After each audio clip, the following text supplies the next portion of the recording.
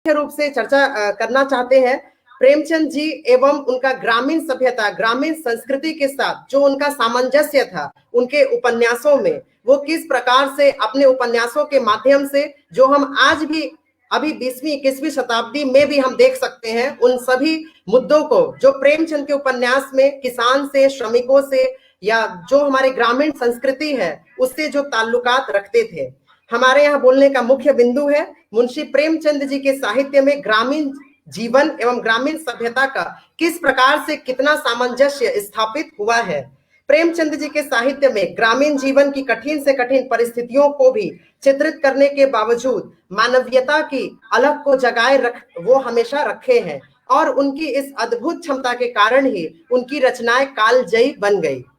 उनकी रचनाएं उन्होंने यथार्थ को केवल छुआ ही नहीं बल्कि इसे अपना साहित्य में भी पिरो दिया है। जैसे दो बैलों की आत्मकथा को अगर हम ले ले तो केवल इसमें बैलों का ही स्वाधीनता के बारे में बात नहीं किया जा रहा है, बल्कि जो उस समय का समाज जो एक जकड़न में था उससे वो उभरने की बात कर रहे हैं।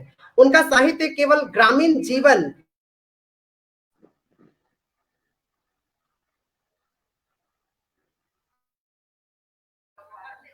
बल्कि आजादी के समय भी अकुलाहट को उन्होंने दर्शाया है। जैसा कि जो आजादी के छटपटाहट समाज में लोगों के समक्ष था, परिवेश और संवेदना को समझकर प्रेमचंद जी की रचना ने वह कार्य कर दिखाया है उनके उपन्यासों के माध्यम से। भले ही आज हम अत्यंत आधुनिक हो गए हो, किंतु आज भी वही स्थिति बनी हुई है जो ग्रामीण लोगों की, किसानों की, जमींदारों की। हालांकि कुछ आधुनिकीकरण भी हुआ है, किंतु कुछ वह पूरी तरह ना हो पाया है, क्योंकि आज भी हमें समाज में वो सब चीजें देख सकते हैं। जैसे बेमेल विवाह को ले ले, पैसों की कमी के कारण किसान का घर में अन्न की कमी, वो सब चीजें आज भी हम देखते हैं। आज भी वो कितना जीवंत है। प्रेमचंद जी का जो ग्रामीण सभ्यता एवं ग्रामीण संस्कृति को लेकर जो उपन्यास के द्वारा उन्होंने प्रस्तुत किया है, जिस प्रकार से जीवन यापन करने का जो तरीका था, गांव में रहन सहन का जो तरीका था, एवं किसानों की जो मूल संवेदना थी, वहां की भाषा, शोषण, उन सब की छाप आज तक हम ग्रामीण परिवेश में देख सकते हैं। तो हम यहाँ समझ सकते हैं कि कितना जीवंत और कितना प्रमाणित है प्रेमचंद की रचनाएं, जो हृदय को मर्म स्पर्शी रूप से हमेशा स्पर्श करती है और हम सब के मन में हमेशा प्रेमचंद का उपन्यास सदैव अमर रहेगा।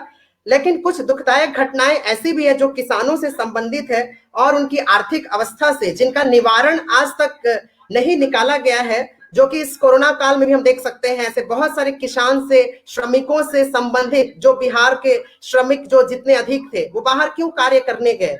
तो ऐसे बहुत सारे मुद्दों को प्रेमचंद के उपन्यास में बखूबी उभारा गया है।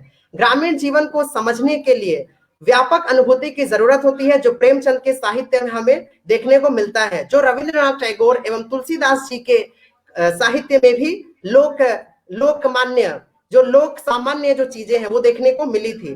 साहित्य केवल उन पात्रों एवं परिवेश को सफल नहीं दिखाया गया है, बल्कि हर एक परिवेश को वातावरण के जीवंत बनाने के ऊपर बल दिया गया है। ग्रामीण सभ्यता की रक्षा भी की है। जैसे बूढ़ी काकी में जो लोकगीत होता है तिलक के उत्सव पर, तो ऐसे गीतों को भी प्रेमचंद अपने उपन्यासों में कहीं न कहीं ग्रामीण सभ्यता को बहुत ही विस्तृत रूप से दिखाए हैं। और यह सर्वविदित तो है कि भारत की आत्मा गांव में बसती है। उसी आत्मा को परखने का कार्य, जीवंत बनाने का कार्य प्रेमचंद के साहित्य हमेशा ही करता आया है। उनका उपन्यास गोदान में प्रेमाश्रम तक में उन समस्याओं को उजागर किया गया है जो आज भी समस्या बनी हुई है। जैसे प्रेमाश्रम में लखनपुर संपूर्ण भारत के गांव का प्रतीक है, और जब वो गरीबी जब दस्तक देती है तो किस प्रकार से क्या प्रताड़ना सहन करना पड़ता है समाज को। समाज में रह रहे जो कस्बे में छोटे छोटे लोग हैं, गरीब लोग हैं, जिनके पास धन की आवश्यकता है, जो दूसरों के अंदर काम करते हैं। रंगभूमि में भी उन्होंने ग्रामीण संस्कृति को, संवेदना को उकेरा है। कृषि सभ्यता और औद्योगिकीकरण के बीच संघर्ष को दिखाने का सदैव प्रयास किया है और किसानों की आर्थिक दुर्दशा को भी इसी प्रकार से प्रदर्शित किया है। अतः अब हम अपने शब्दों को विराम देते हुए यह कहेंगे कि आज के इस आधुनिक परिप्रेक्ष्य में किसी को अगर ग्रामीण सभ्यता, ग्रामीण संस्कृति को परखना है, उनका आकलन करना है, अनुसंधान करना है, तो प्रेमचंद का साहित्य केवल एक बार अध्ययन करने की आवश्यकता है, जो मानव के अंतःकरण को जीवंत बनाकर उसमें एक नया ज्ञान चक्षु प्रदान करेगा। धन्यवाद। हाँ, बहुत बहुत धन्यवाद जनार्दन प्रसाद जी। हमारे साथ जुड़ चुकी हैं पूजा कुमारी वर्मा। पूजा कुमारी वर्मा कोलकाता से। पूजा कुमारी वर्मा, आप अपना शोध प्रपत्र प्रस्तुत करें। सर मेरी आवाज आ रही है? हाँ, आपकी आवाज आ रही है, आप शुरू करें। आपकी आवाज आ रही है, आप शुरू करें। मेरा नमस्कार। मेरा विषय है प्रेमचंद की कहानियों में नारी संघर्ष। वर्तमान समाज के विशेष संदर्भ में समाज में स्त्री की महत्वपूर्ण भूमिका होती है। स्त्री का अपना व्यक्तित्व, अस्तित्व और पहचान होता है, जिसे भारतीय समाज में प्रजासत्तात्मक मानसिकता के कारण दबाया जाता है। भारतीय समाज में स्त्री को दोयम दर्जे का माना गया है। वह हमेशा से ही समस्याओं का शिकार होती रही है। प्रजासत्तात्मक समाज में स्त्रियों की स्थिति इतनी दयनीय है कि मानो समस्याएं उसके सामने हर कदम पर खड़ी होती है, चाहे गांव हो या शहर। स्त्रियों की समस्याओं के संदर्भ में घटनाएं भले ही अलग हो, लेकिन केंद्र में स्त्रियां ही प्रताड़ित एवं अपमानित होती है। स्वतंत्र समाज में महिलाएं स्वतंत्र जीवन जीना चाहती है, परंतु उन्हें पिता, पति और पुत्र के अधीनस्थ माना जाता है।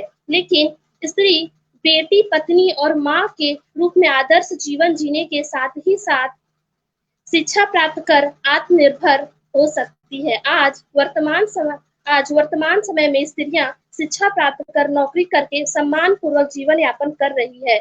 स्त्री पुरुष का विरोधी नहीं बल्कि पूरक है। समाज में स्त्री पुरुष दोनों का समान महत्व है। पुरुष यदि समाज का आधार है, तब स्त्री उसकी नींव है। जिस प्रकार बिना आधार के सफलता प्राप्त नहीं किया जा सकता है, उसी प्रकार बिना नींव के आगे नहीं बढ़ा जा सकता है। स्त्री में ममता, करुणा, दया, स्नेह आदि भाव होते हैं। हेलो सर, हेलो हेलो, क्या आवाज आ रही है? आप बोलिए। हम लोग सुन रहे हैं, हम लोग सभी सुन रहे हैं। स्त्री में अब जारी रखिए। स्त्री में ममता, करुणा, दया, स्नेह आदि भाव होते हैं, जिससे वह परिवार को बहुत सहजता से आगे बढ़ाती है। उसी तरह स्त्री के विकास से ही समाज का विकास भी निर्भर करता है। कहा जाता है कि माँ ही अपने बच्चे की पहली गुरु होती है। जिस तरह शिक्षित स्त्री अपने बच्चों के विकास में महत्वपूर्ण